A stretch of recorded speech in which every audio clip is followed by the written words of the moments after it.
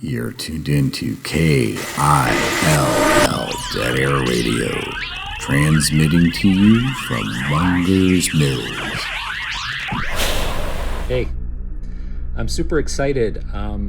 I just heard about this Canadian film produced for something like $15,000 called Skinamarink, I think it's called. And it's got a limited release in certain theaters around the United States, and actually Regal Theaters in Colony, New York is releasing it. And my wife and I got tickets to go see it tonight at 7:45, so I can't wait to see it, because I think that this movie, though I haven't seen the whole movie yet, I've seen some of the filmmaker's previous shorts, and it's very much in the aesthetic of analog horror. And if you don't know what analog horror is, I suggest you definitely check it out. It's a genre of experimental movie making that has been huge on YouTube. And it's these short horror bits that have virtually no context. Most of the analog horror is short, between 30 seconds and like 10 minutes. But this is a feature film. And it looks like it's an analog horror format of how it's shot, how it's edited, how it's the sound design, all of that. So I'm extremely excited. I can't wait to see it. A lot of the short films that I've done, and even the two feature films, have a lot of the analog horror quality to them. And they're done for micro-budget films. Public Access to the Cosmos, my first feature, and Panacea, my second feature.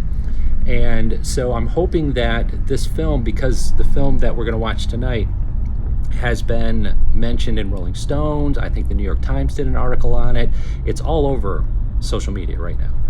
And so I hope that this brings that micro-budget aesthetic to a mainstream audience in a way that will help all of us micro-budget filmmakers. So great job. I'll give you my response after I watch the movie tonight. Thanks, guys. Later. Hello again. So my wife and I went and watched Skinamarink last night at the Regal Theaters in Colony, New York. And I have to say, this film is definitely polarizing. My wife and I see eye to eye on probably 85 to 90% of the films we watch. I have a much more obsessive personality, and I lean more toward filmmakers like David Lynch and Stanley Kubrick and Tarkovsky, people like that. But the difference between, Amy hated the movie. She didn't understand it in any facet, aesthetically, structurally, nothing at all.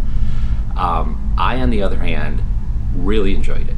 I enjoyed it for a couple of reasons. One, because I've been studying analog horror for the last couple of years, and most analog horror is short, anywhere from 30 seconds to 10 minutes usually. And this is like essentially a feature film of analog horror. And it's like living inside that videotape in the Ring for 90 minutes. It's completely immersive. It's like these two little kids were taken into this dimension that has nothing to do with humanity, the logics of physics.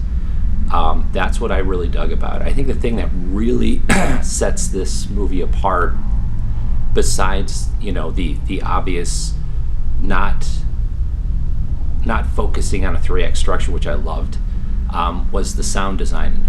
The sound design was just absolutely incredible. It really paved the way for this film to essentially be a cult classic.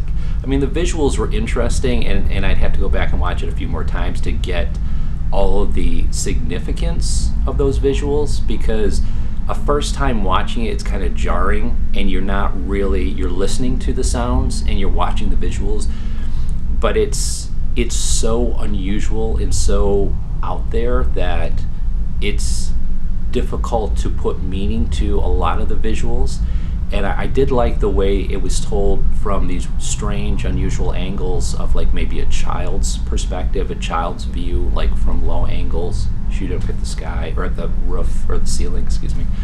And there were some shots that were disturbing in the second, maybe third, if you want to call it an act, third act of the film, before the ending. There were some really unsettling moments toward the end. I wouldn't say it's one of the scariest movies I've ever seen.